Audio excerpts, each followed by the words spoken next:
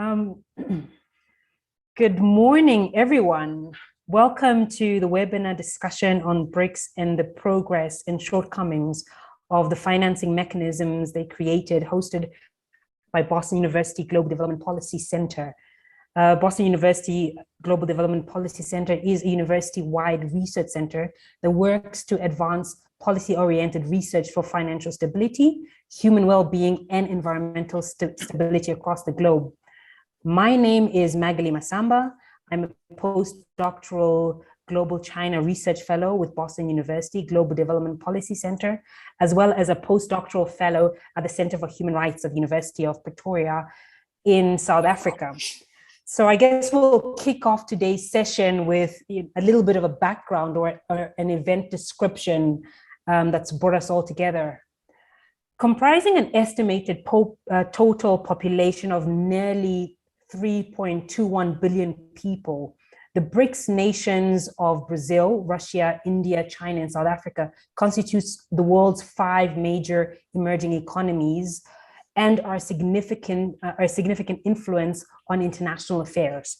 In 2012, the BRICS took the momentous decision to establish their own financing mechanisms, including a new monetary fund known as the BRICS Contingent Reserve Arrangement and their own source of development financing, the New Development Bank. Nearly 10 years on, what has been the effect of these new financing mechanisms, and where are shortcomings most pronounced? In a post-COVID-19 global economy, how can the BRICS financing mechanisms be extended, and what is the likely future of the BRICS as a cooperation mechanism? And is joint action by the 5 countries likely to remain an important feature of the international landscape in the decade to come? In the new book, BRICS and the Financing Mechanism They Created, Progress and Shortcomings, by Paulo Nogueira Batista Jr., a Brazilian economist who was one of the founding members of the New Development Bank, assesses the progress and the shortcomings of the BRICS financing mechanisms to date, finding that while innovations still hold great promise, much remains to be done to fulfill the founders' plans and intentions. The book is part of an insider's account of the negotiations that led the BRICS on the path to creating their own development bank, including episodes and difficulties in reaching results and in developing a new financing mechanism. It also presents an analysis of the aspects of the international economy and international relations of the BRICS, in particular their often problematic relations with the West. Paulo Nogueira Batista is a Brazilian economist currently serving as Celso Furtado Chair of Macroeconomics and Development at the Federal University of Rio de Janeiro. He's a former Vice President of the New Development Bank in Shanghai, as well as a former Executive Director of Brazil and other countries to the International Development Fund. Throughout these roles, Nogueira Batista was integral to the establishment of the New Development Bank and other BRICS financing mechanisms, a resolution representative of his longstanding focus on advocacy for sovereign economic policy. Today, Mr. Nogueira Batista joins us to discuss the findings of his book. And also joining us are 3 international experts who provide reactions and remarks based on the book. So our first expert is Gregory Chin, who is an associate professor of political science at York University in Canada and specialist in political economy. He has widely published research on BRICS with a focus on China and Asia regional development. He's also a senior fellow of Foreign Policy Institute at the Johns Hopkins University School of Advanced International Studies. Our second expert is Leslie Elliott Amuero. Sorry if I pronounced your surname wrong, Leslie.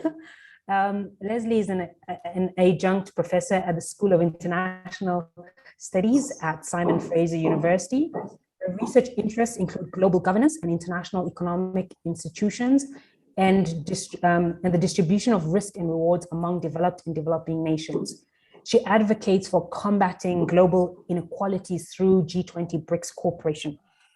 And last but not least, we have Chris Humphrey, who is a senior research associate at the Overseas Development Institute and senior scientist at the ETH Center for Development and Cooperation, NEDO. Specializing in multilateral development banks and development finance, his research focuses on adaptation for international institutions amid fluctuating global context. He also works as a strategic consultant in a number of financial institutions, including the New Development Bank and the World Bank. So before turning over to our panelists, I would like to mention that this webinar is being live streamed on YouTube, so a recording is immediately accessible. Please use the Q&A box in your Zoom menu to ask your questions for the panelists. Please also give your name and affiliation when you do so. We will take questions after the panelists' remarks, but feel free to enter your questions at any time during the discussion. Thank you very much. And now over to you, Paolo. You have about 10 minutes to make your Thank you, Magali. Thank you, Magali. It's a pleasure to be here. Please let me know if I'm exceeding my 10 minutes. I'm first of all thankful to Boston University and to the Global Policy Development Center, especially Kevin Gallagher, who initiated this whole process that led to the publication of this book. It began as a paper that I prepared for the Global Development Policy Center, and it turned out to be a book. And I should right away make the standard disclaimer, but not as a formula, because this book is my personal view of controversial issues and should not be taken to represent in any way the views of Boston University or of the Global Development Policy Center. I would like also to thank very much the panelists for having accepted to be here. You, Magali, as moderator, but also Greg Chin, Chris Humphrey, and Leslie Elliott. Greg and Chris were very important in the preparation of the book because they gave me feedback on preliminary versions of the book that I, to a large extent, incorporated into the final version. Today, I will speak of the future, present, and past of BRICS cooperation in that reverse order, beginning with the future. You see, it's always really impossible to speak with certainty, with security of the future. Of course, that's obvious, but we need to do so always as a practical matter. In any case, since we're talking about a book that has been issued in the UK by Anthem Press, I would like to quote as a warning two British thinkers. Keynes, who once said, "The expected never happens. It is the unexpected always." And another British thinker, John Lennon, who said, "Life is what happens to you when you're making other plans." And that's very true of the BRICS process and of my own experience in the international arena. When I first arrived in DC to take up the post of executive director in the International Monetary Fund in Washington, DC, that was in 2007. Little could I imagine what would happen in the next 15 years. How could I imagine, for example, that the fund, the International Monetary Fund, that at the time was a sort of backwater with little or no importance, would become a central institution with the outbreak of the crisis in the financial systems of the North Atlantic, both sides of the North Atlantic. How could I imagine that the great moderation would would end in tears and the greatest crisis the West faced since the Great Depression of the 1930s?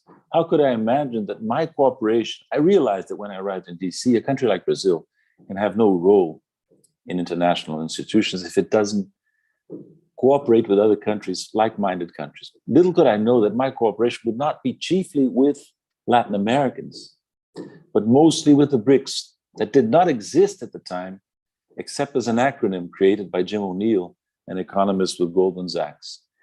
How could I imagine that Brazil would become not a borrower from the fund, as historically it used to be, but a lender to the fund, as did the other BRICS during the crisis when we increased the firepower of the fund?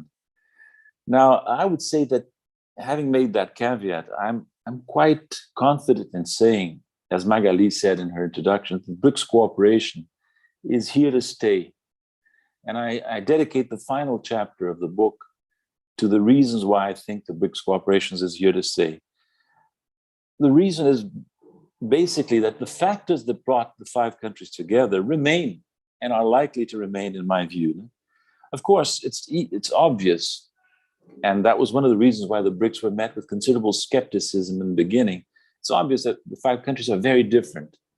Our differences are even more clear than our common points, historical, cultural, linguistic, etc. But there are geopolitical and economic factors that bring us together. What are these?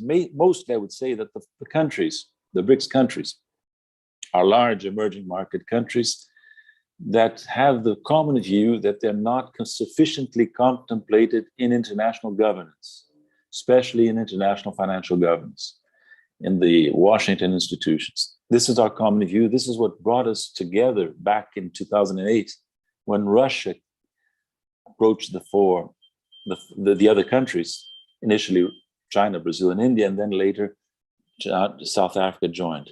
There's one factor that might bring the BRICS apart, one important factor, which is the increasing relative weight of the largest of the BRICS, economic and political. I mean China, of course. But this factor actually is compensated, more than compensated, by another one, which was not clearly seen when we started off in 2008. And that factor is that China is facing the increasing hostility of the West, and especially of the United States. So China needs the BRICS even more than it did when we first started out on this journey. Something similar can be said of Russia. When we first started out on this journey, 2008, the Ukraine crisis and the annexation of Crimea was ahead of us. And these 2 factors led to an increase in the difficulties that Russia faced in its relations with the West. So also Russia has an increasing interest in BRICS cooperation. Now the book tries to explain what were the progress and the shortcomings of BRICS cooperation, especially in terms of the international financial institutions that we created, or the mechanisms that we created. The CRA, the Contingent Reserve Arrangement, is not actually an institution, but the New Development Bank is. So I speak of mechanisms.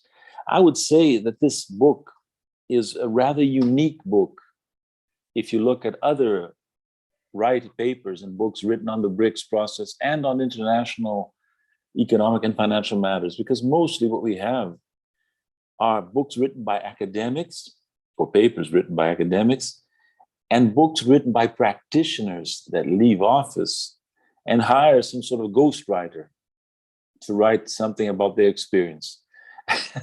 I find that these first books are very interesting. The academics have a lot to say. They can read, they can research, they can interview. Chris Humphrey, for example, is an outstanding example of a writer, or an academic writer on international development banks, on multilateral development banks, that has had no direct practical experience, but that has a lot of contact with those people that do have. This works well. But those practitioners that write a book based on the formulas and writing of ghost writers often produce a sort of pasteurized work, Ghost writers have their tendencies, their formulas to try to attract the interest of the reader. So you often get books like this, starting like this. This was a time of crisis. We had to decide what to do. We got together and worked and had the courage to act, and so forth and so forth. My book is nothing of the sort. It's not a book written by a practitioner that relies on ghost writers. It's not an academic book. It's a book written by someone with an academic background, but that spent 10 years, slightly more than 10 years, dealing with international financial governance. And the reasons why we were led as BRICS to come together and to create a monetary fund and a development bank of our own are explained at reasonable detail in the book, and also the process by which we negotiated these 2 arrangements. You might think, well, 5 countries is easier when you have only 5 countries around the table. It's not. It's maybe easier than when you have a larger number of countries, of course, but it's not easy at all. And I described the difficulties, the setbacks we faced in the negotiation and in the implementation phase. What are the main drawbacks, factors that are holding us back now, in the recent years and now? I would say that they are both micro factors and macro factors, institutional specific and geopolitical political factors. Let me briefly speak about the micro institutional specific. Unfortunately, the two initiatives that we started off in 2012 and completed in terms of negotiation in 2014, they've progressed less than I wanted, than people like me expected and wanted. Why? In the case of the CRA, it had to single out a micro institutional specific factor. I would single out something very important and that people from the outside may not perceive. The central banks of the BRICS are, like most central banks, or like all central banks, very conservative in their mindset. And they were really reluctant to move forward into some new terrain. What was new not for China, the Chinese central bank was used to the Shanghai Initiative, had participated actively, led the Shanghai Initiative together with other Asian countries, but the other central banks did not have that experience, and none of them had the experience of a trans-regional monetary arrangement like the CRA would become. So I faced enormous difficulties during the negotiation, persuading the central banks that this was a good idea, that we should be ambitious. And I had special difficulties with the Brazilian central bank, who was the most conservative of the five during the negotiations. So Paulo, sorry to cut you mid-sentence. I'll give you 1 or 2 more minutes to kind of wrap up, please. Thank you. I'm going to wrap up, yeah. So we had these difficulties with the central banks, and the CRA is complete in all details, operationally ready, but it has progressed less than it could have progressed had we not faced this difficulty. In the new development bank, and I explained that at length, there was a major disappointment. The appointments, the choices made by the governments for the first administrations were weak, mostly. And you might say, well, that's a personal factor. It is. But when a new institution comes into form, the personal qualities of the leadership are crucial. And these were missing, are still missing in the case of the new development bank. This can be solved in the future, but it's still there. So to wrap up, I'm hoping here that the book that has just been published by Anthem Press on the BRICS will fulfill its purpose.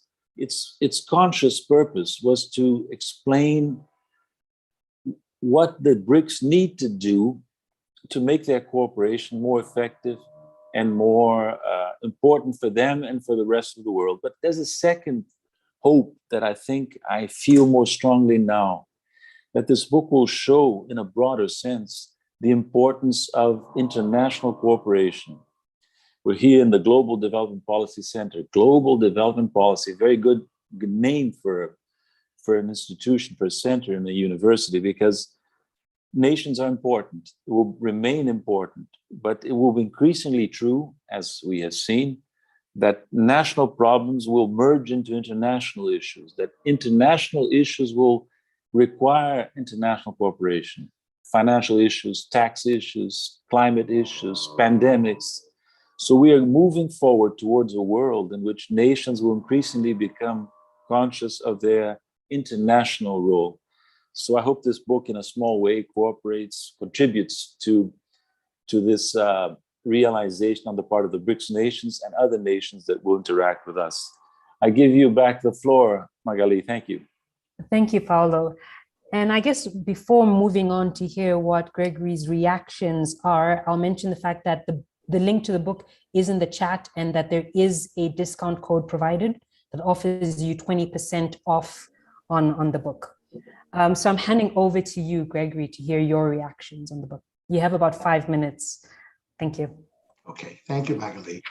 Let me just say I'm very honored to be with Paulo, and today, congratulations on the publication of your very important book. I'm also very happy to be with my friends Chris, Leslie, Kevin, Magali, and the GDP Center.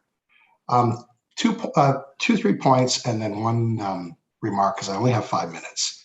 First of all, I'd like to say, Paulo, your book is a very important contribution from the standpoint of academics, but also I believe policymakers. I did spend my previous life in the Canadian government and did some time in policy. I think why it's so important. Your book provides that insider's perspective, the true insider's perspective from the NDB CRA process, as you say, and as you said in your remarks. And so it's really valuable. This is, in my view, the first book of its kind on the NDB with that insider's perspective. So valuable. You write the record, in a sense, of the BRICS and the NDB, the CRA, and MDB innovation, efforts to innovate within the family of the NDBs. And this also brings us all the way to the history and evolution of the Bretton Woods system and beyond Bretton Woods. I think for policymakers too, if I may add, that, but also academics, you get at this question of the policy space for innovation. And in this case, within which the BRICS had to operate when they created the CRA and the NDB. What it was then, like what was that actual policy space? And did the BRICS use it to the maximum? And I think you offer up your answer is a kind of qualified yes, or to the maximum, maybe no, right? There's still things to do. And so if I understand your argument. But I think this made me reflect deeper. What about now? Has the policy space changed? You know, what would happen if the BRICS were to try to create an NDB in today's world? You know, so the special conditions also of that period, but also of how the BRICS did use the policy space within which they had to operate. But I think your book also points at the structural constraints and obstacles as well, some of the systemic limits, you know, which the BRICS and innovators bump up against when they try to innovate within the system. But I think what's really important in your book too is that you push us to think beyond those limits, right? And what your book really impresses me about is about how the BRICS overcame, you know, those obstacles and limits. And I remember your presentation at Fudan University in summer 2016, when I listened to your speech, the keynote address at the Shanghai Forum. I remember you were a person who was very conscious of the historical moment within which you existed, the opportunities to bring change, the potential, the promise. And it's not always that officials operate in that kind of way. And so I really appreciated both what you did then and what you've done now with writing your book. What I didn't know, point two, what I didn't know, I learned a lot, rich details. I didn't know about Dilma Rousseff's key role in backing the CRA and even driving it. Obviously, Brazil's key role, your role, that of the finance minister, Manteiga. That the CRA drew a lot from Chiang Mai. That was very interesting for me. I had a sense, your book confirmed it. Kevin Gallagher also kind of shared some of these ideas with me, but your book confirms it. Also that there were those early discussions in the IMF between the BRICS executive directors, Rakesh Mohan, the Russian, as you said, right, and yourself.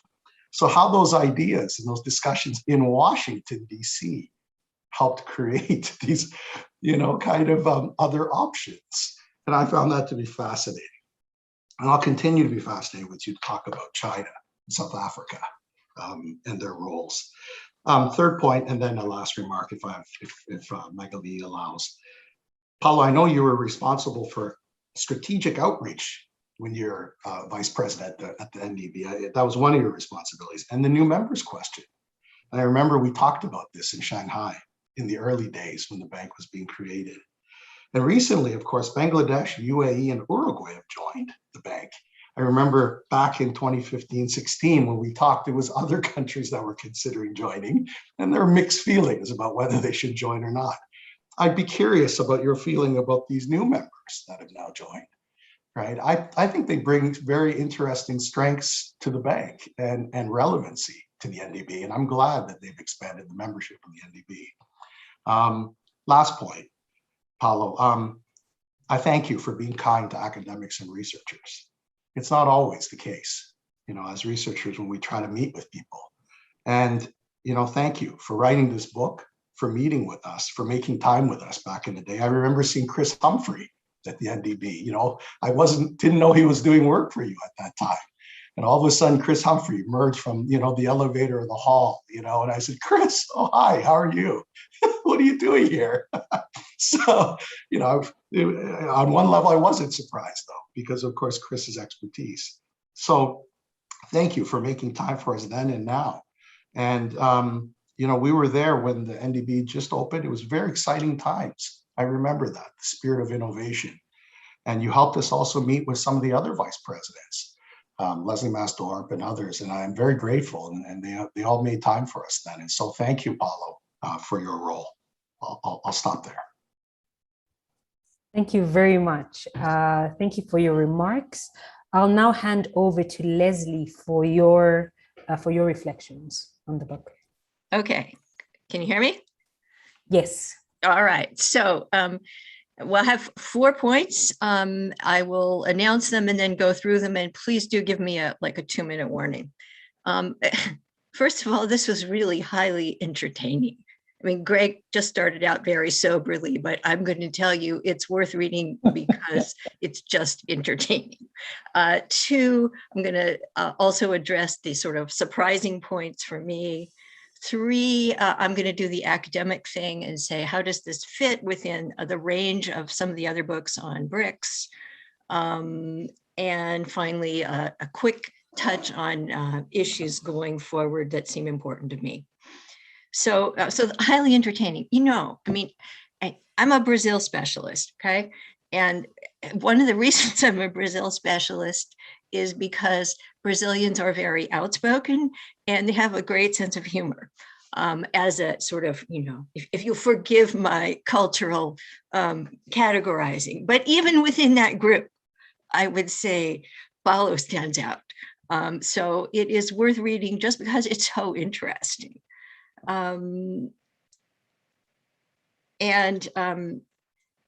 It did remind me of these cases of these historic moments of people from very different backgrounds. I mean, think post-World War II allies getting together and trying to hammer out what comes next. My second point, okay, what surprised me? I have done some academic research on the BRICS. I've published on the BRICS. Frankly, the most interesting thing was the sense that the negotiations were about global democracy. It's about, I'm thinking, oh, this is just like a US Senate committee trying to decide whether to bring a bill to the floor or not. And, so-and-so has this personal quirk and so-and-so has this constituency that he or she has to keep in mind. And, so here's a thought for those of you who are Americans, apologies to everyone else, but Russia is West Virginia Senator Joe Manchin in this book. Okay, so issues of who participates and how they participate and why at the global level, that is what surprisingly struck me most. Then some specifics about the Contingent Reserve Association and the New Development Bank. One issue is, of course, the voting, and we get a lot of information about the negotiation of the voting. In the end, the Contingent Reserve Association, which is the monetary fund, is weighted voting. So China has the most votes. On the other hand, the other point that comes out that I hadn't realized was that there is pretty much a consensus that it's not going to be expanded. It's just going to be the Contingent Reserve Association for the BRICS. All very interesting. And of course, as Greg mentioned, the explicit borrowing or learning from the Chiang Mai initiative, the bilateral and the multilateral. Okay, and the New Development Bank, of course, the big victory of the non-Chinese BRICS was the equal voting. And there is, as Paulo mentions a number of times, Right at the beginning, there was a statement that we are intending to expand members. As Greg mentioned, it's just happened. This is just like September, October. It's just happened that the first 3 new members have joined, but nonetheless, the BRICS have reserved for themselves 11% vote each in perpetuity. In other words, 55% of the vote stays with the BRICS. I thought that was all just really terribly interesting. Also, you get details from Paolo about what the attitudes of different countries were towards new members, and speculation, which seems quite plausible to me, about why. For example, Paolo mentions that China is always pushing for new members, and he speculates that it's because since the largest rising powers are already there, new members by definition will be slightly less powerful or capable in kind of hard power terms, economy, population, blah, blah. And therefore they might be more likely to bandwagon with China. I thought that was plausible. And then he says, Russia is the biggest resistor to new members. And he attributes that to 2 different things, which were fascinating.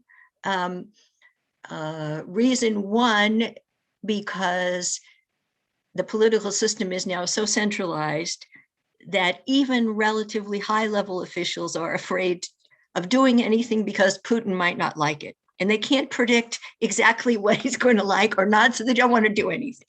Fascinating.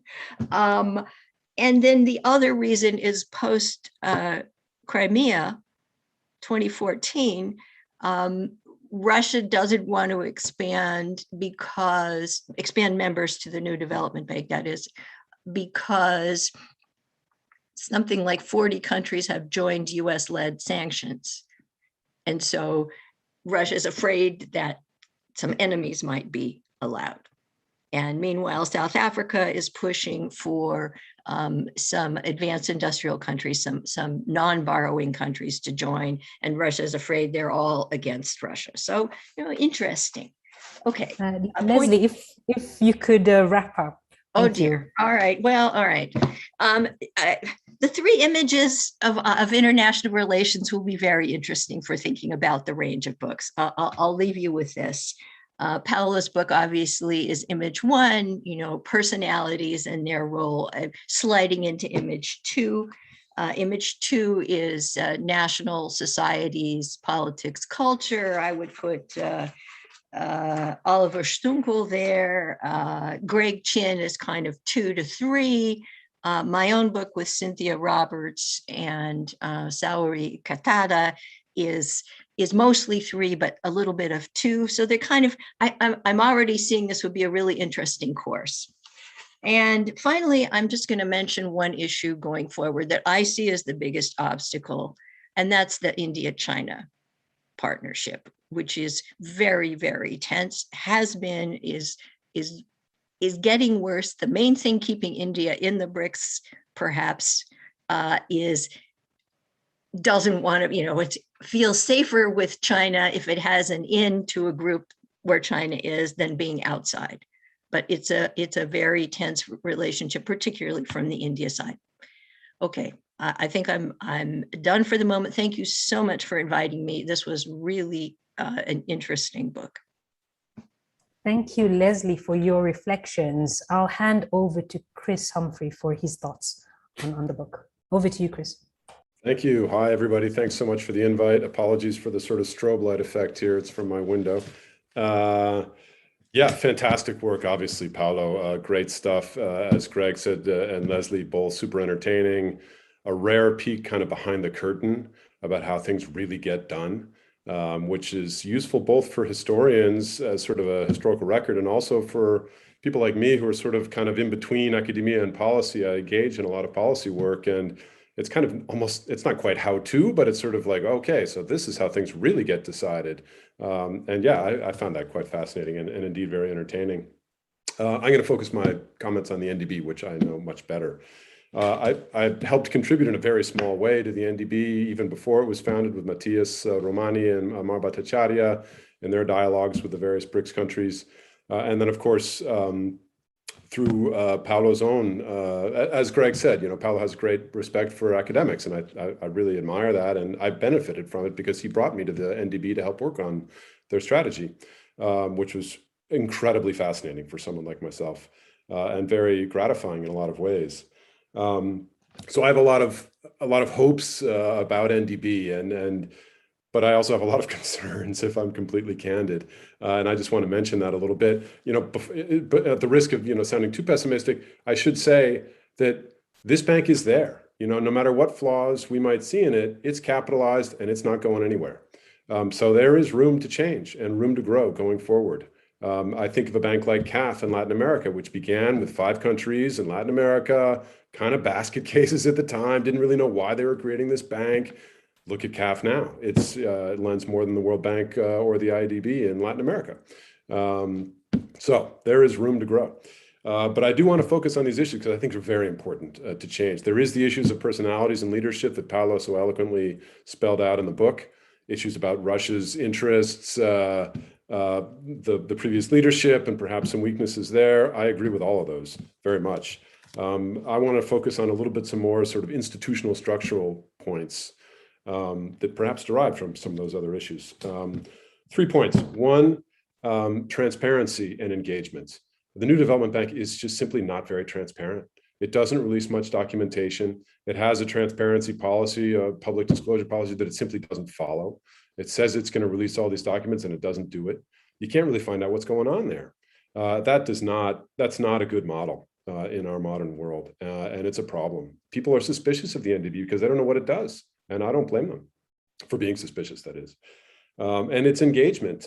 This had partly to do with the leadership issue that Paolo highlighted in his book, but it's just simply not out there in the same way. Look at Jinli Chun at the AIB. That's a whole other ballgame. I mean, he is out there in the world, actively participating in fora all over the place, engaging with NGOs, civil society organizations, really very active and very public. And it's been very helpful for the AIB, and I think NDB would benefit from that. There has been some folks in the NDB. I think Leslie from South Africa has done a lot to try to push the bank's image forward, but it's nothing like what it could be, and I think that's hindered the AIB, the New Development Bank. The second point is safeguards and country systems, which is an issue near and dear to my heart. I've written a bit about, I have very strong opinions about safeguards at the major MDBs, and I think there's some serious flaws, conceptual flaws with the way they're set up and the way they're implemented. And so I was hopeful that New Development Bank would go in a new direction, which they say they have. But frankly, if I can be completely blunt, their use of country systems seems to me to be an excuse to wash their hands of dealing with a problem. They've left everything in the hands of the countries and basically said, yeah, it's all fine. They said, we've qualified the country systems of all these countries and they're all fine. I said, well, where's the documents on this? Where's the studies? Nothing, absolutely nothing. And, that might sound very nice initially. You're very client friendly. You're not seeing it as imposing anything, but that's going to be a problem. I mean, you cannot go ahead with that, especially if you're trying to market yourself as this very sustainable bank. So they need to get that. And the downside is they're going to have some scandals and it's going to shoot them in the head. There's going to be problem projects, issues with people being relocated, environmental issues that's going to blow up in their face. And the issue of sustainable infrastructure, they say there's a sustainable infrastructure bank. They don't define what sustainable infrastructure is. We don't even know what it is. So they really got a lot of work to do in that department. And it's unfortunate because it's an opportunity. I think it's a great way for them to position themselves. We are the sustainable infrastructure bank, and develop expertise in these areas, become known for being very good at doing this stuff. They've done a lot of sustainable infrastructure projects, so to give them credit, they've done a very good job, but they could really push that a lot more and become part of their DNA. And the last point is governance, and really that underlies everything else. And Leslie alluded to a couple of these points already. I mean, they market themselves as though we're very egalitarian because all 5 BRICS have the same voting share. Well, that's true. But as Leslie pointed out, yeah, but they've locked up the dominant majority of the bank forever. And we let in the NDB let in these 3 new countries, and that's great. Nothing against UAE, Bangladesh, or Uruguay. Great that they come in. But really, if this new development bank wants to be what it has purported to be, a bank for developing countries, it needs Mexico, it needs India, it has India, Indonesia, I meant, Turkey, Nigeria, Colombia, Ethiopia, these major players that are emerging around the world, they need to be on board. And if they're on board, that's a whole new bank. And why aren't they on board? Well, it might be because they know they're always going to be in a junior position to the 5 BRICS. And, Nigeria, it probably says to itself, I don't really want to be a second fiddle to South Africa. It probably thinks of itself as more powerful than South Africa in Africa. So I think they're going to need to change. And you know what? CAF had the same situation. They had locked up, controlling shares for the founding members. And at a certain point, Luis Garcia, the very far-minded president of CAF previously, said, you know what? We need to give that up. And they gave up, and that bank just exploded. I mean, that wasn't the only reson, but it's got— Chris, if I could give you 30 seconds, sorry for cutting you off, 30 seconds to wrap up. Perfect. I think that, and I've made this point to CAF, to New Development Bank in the past, and they've said, we're not CAF, we're more important than that. And you're not really until you make yourself. And I think they need to let go of this governance control, because what's it for? What good does it do them, really? And let this bank grow. And I think it has potential, and I think it can. As I say, it's been capitalized. It's not going anywhere. There is still a chance. New leadership, new ideas can really push that bank forward. And I hope it goes there much more in the direction that I think Paolo wanted it to go initially. And he really tried to make that happen. So thanks very much for your time and inviting me to this event. Thanks. Thank you for your reflections. So please do make use of the Q&A box that's located in your Zoom menu. So please, thoughts, questions, opinions that you might have, please make use of the Q&A. So far, we have 2 questions. So the first one is from Jerry Harris from the Global Studies Association. And Jerry's question is, since the founding of the bank, there have been significant political shifts in India, Brazil, and South Africa. Has this affected the bank's policies? A second question is from Janina Nolasco. Sorry if I've pronounced your name wrong. Janina's from the UNILA in Brazil. And the question here is, what would be interesting, what is the take of Batista Jr.'s view on the asymmetries between the new members of the bank and how they will affect the already existing intra-BRICS conflicts? After a long wait, is the bank ready for this expansion? So those are the 2 questions so far. Maybe I'll just take advantage of my position as chair to add a third question, which really relates to the voting share. And I guess as someone from the developing world, there has been a lot of criticism, of the World Bank and, the IMF, and that kind of discussion and rhetoric is very popular in my part of the world. And the book highlights that is the context within the origins of the bank occurred. However, at the same time, the author also highlights the weaknesses of, shared voting. So I think there's a statement in the book that says, instead of one USA that has a veto, you have 5 USAs that have a veto. So what is the sweet spot? There's criticisms of the World Bank and IMF approach. At the same time, a shared voting is problematic.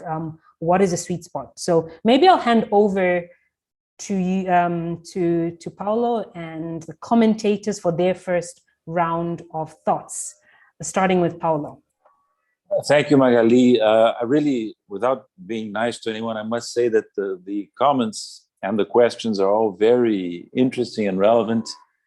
So I'm glad to be able to respond. I won't be able to do so satisfactorily because the questions are far-reaching. Let me start with Greg. Thank you, Greg, for your always very generous comments. Something that you said reminded me that I skipped a very important point in my presentation, which I intended to make and I forgot, which is the macro reasons why the BRICS made less progress than we expected when we set it out in those very exciting times in the beginning. And this pertains also to one of Leslie's comments. You see, not only India and China are at loggerheads, and this weakens the mechanism, but also Russia has been affected in its international relations by post-Crimea, and Brazil. I would like to stress that specifically. Since 2016, since the coup that overthrew Dilma, the impeachment process, Brazil has been weakening economically and politically. And Brazil is missed in the BRICS. The BRICS are not the same if a country like Brazil is there, it's present, continues to participate in everything, but lost dynamism, lost heart, let's put it this way. So this is quite important. On the new members issue that Greg, also Chris and you, Magali, raised, and also I think one of the questions from the public, from Janaína Nolasco, new members is quite an example of the relative failure of NDB so far. You see, the New Development Bank was always intended to be an international bank beyond BRICS. So Leslie, please note that there are three issues when you speak of new members. There are three issues really. Should new members come into the BRICS formation? Should new members come into the CRA? And should new members come into the NDB? And Leslie is right in pointing out to the fact that China is always in favor of expanding the formation for the reasons she summarized very well. The CRA, my view at the beginning was that the CRA would not be only BRICS, start with BRICS and go beyond that, but the central banks of the BRICS, very conservative, as I mentioned in my presentation, won over to the view, defeated the view that the CRA should go beyond BRICS. And even the name of the arrangement, it's BRICS Contingent Reserve Arrangement. Now, the New Development Bank, no, it's not the BRICS Bank, although it is popularly known as BRICS Bank. It is the New Development Bank and is intended to go beyond BRICS. I think the three new members that Greg mentioned, Uruguay, Emirates, and Bangladesh, are very welcome additions to the bank. Uruguay is a small country, but it's a developed country, can contribute to the bank. The Emirates, rich country, small but rich. Bangladesh is a large country in terms of population. So these three countries are a welcome addition. But my God, it took the bank 6 years to start off bringing in new members. That's very poor. Lack of dynamism in this matter as well as in other matters is it's a very striking point. And the reasons Paulo, if I can this, give you 1 minute to wrap up so we can have a second round of questions as well. So I won't be able to do justice to your very interesting comments, Leslie. Chris is a very modest fellow. He did not contribute in a small way to the NDB. He did so Chris is an example of how intellectuals writing on public policy matters can contribute very practically to outcomes. His influence in the conception of we had at the NDB and the strategy, as he mentioned, was very significant. I think his example of CAF, very important, because CAF started off poorly and took off later. I hope that happens to the NDB. But Chris, as you mentioned, this was only possible because CAF had a very visionary president, Luis Garcia, and he made the bank really take off. We haven't had that so far. We have had two weak presidents in NDB, an Indian and now a Brazilian. And I'm very glad that you brought out the issue of transparency, Chris, because I think Russia is a very admirable country, but it is unfortunate that the issue of communications, the matter of communication, was put in the hands of the Russian vice president. So a lot of the lack of transparency goes back to that choice of country. Russia is a great country, but not well known for transparency and for communication abilities. I briefly on the two questions that came from the public, Jerry Harris. I think that since the NDB was founded, the bank has been affected by Russia's poor relations with the West, India, China, and Brazil, the Brazilian crisis. These have been very important macro issues that affected negatively the bank. And Janaína Nolasco, Brazilian from Manila, I think the bank should be ready to expand.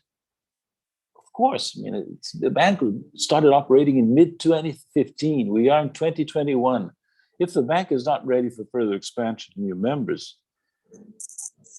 I don't know what to say. I mean, this is a very, very disappointing result. And Magali, finally, to your observation, yes, I was very glad at the time, despite criticisms about the egalitarian governance among the 5 BRICS, 20% of voting power, 20% of capital for each of the 5 founding members. But I found out that in practice, we ended up with 5 United States. Why? Because the president of the bank had a weak stance. The Indian president, he allowed a practice to emerge that all issues, or almost all issues, would be resolved by consensus. That means giving voting power, veto power to each individual member. And that paralyzed the bank and led the bank to work, contributed to the bank's very slow working in its first 6 years. Thank you. Thank you. Maybe I'll take a second round of questions and then I'll let the commentators wrap up once, since we don't have that much time. So very briefly, there's one question in the chat from Fudan University, Shanghai. I'm so sorry, I will not attempt to read your name or butcher your name on video, but the question is the fact that the directors are non-resident. Do you think we should change that? There is a second question in the Q&A box, basically on to you, Paulo. Do you see the digital currencies in the BRICS context? Are they the solution to BRICS financial cooperation? And finally, there's one question from Rafael Mello, BRICS Policy Center. He would like to know your opinion, Paulo, if these gaps in the definition in the socio-environmental criteria could cause future problems for the NDB, especially in relation to the impacts and risks with the affected communities in the development projects and the lack of transparency and operation. And finally, I'll hand over to you, Kevin, to jump in with your question before everyone provides their closing remarks and responses to these questions. Kevin. Great. Yeah, sorry, I can't, since I'm a co-host, I can't write in the Q&A. Well, congratulations to Paulo, and great to hear all these comments on it. The thing that's just so puzzling to me, I'd agree with everything that each of you said, but despite the fact of the sort of quietness and lack of leadership at the BRICS Bank, the New Development Bank, it has quietly lent the same order of magnitude of financing that the AIB has. What to me, what's so shocking is the lack of takeoff with the contingent reserve arrangement. And I wonder if you could speak to that.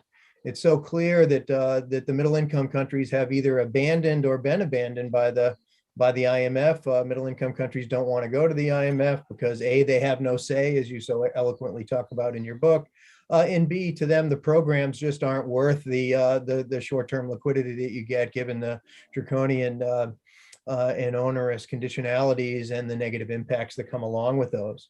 So you would think after the taper tantrum in 2013, under the COVID crisis in 2020, that the contingent reserve arrangement would be something that these countries would go for. Yet South Africa goes to the International Monetary Fund. Yet a year or two before COVID, India had such a crisis, they'd rather literally melt gold in temples rather than go to the IMF when they couldn't go to capital markets. And so what is it about the design of the contingent reserve arrangement when it's been needed so much, and the IMF, you could make a case, is a more troubled institution than the World Bank?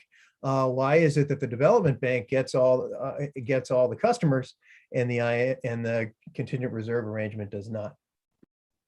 Thank you, Kevin. I'll hand over to you, Paulo. I'll give you literally 1 minute to give your closing remarks and attempt to respond to all of these comments and questions. Paulo, you're on mute. Let me try in 1 minute. To the question from the person from Fudan University, it's a very important question. That's a unique very rare feature of the governance of the NDB. Directors are non-resident. This can change. The Articles of Agreement allow for the possibility. I think the answer to your question is no, it should not change. I think directors that are non-resident can play a very important role, and a resident board has drawbacks, has advantages, but on balance, I discussed that in the book. On balance, I think the non-resident status of the directors of the bank should remain, but this is debatable. Second question, digital currencies. I have no view on that. It's a very complicated issue. I don't believe it's central to the BRICS right now. I leave that to one side. Rafael Mello from the BRICS Policy Center. I think the gaps in the definitions, a point that Chris Humphrey made quite strongly today and in his written work, is very important. We brought in the issue, the term sustainable infrastructure, influenced by Chris Humphrey in the strategy of the bank back in 2016. But we never provided a detailed definition and never provided a detailed operational explanation of how we would proceed to focus on sustainable infrastructure. That's one example of the gaps in definition that harmed the bank. And finally, Kevin really raised very important points, as always.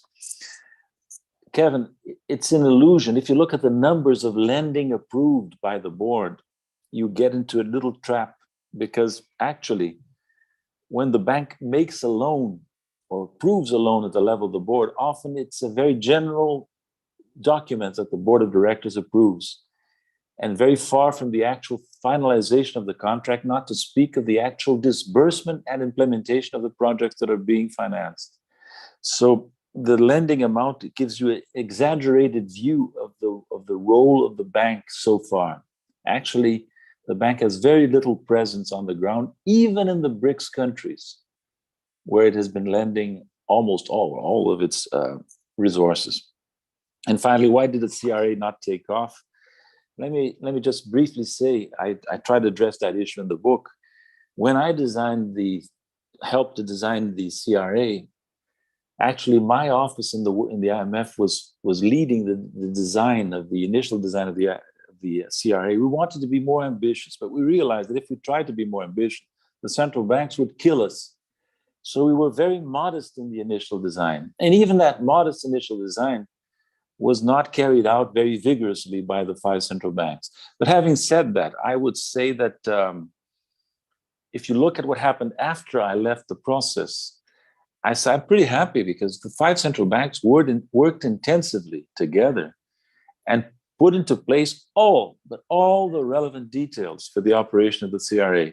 So if political guidance comes back, and I hope it will come back, and I hope that Brazil will contribute again when the current government is replaced by a new government after the next year's elections, I really think we need to drive the CRA and the NDB into fulfilling its original objectives, which go beyond BRICS. This is very important. BRICS are important countries, but they're not the whole world. And we must think of the whole world community.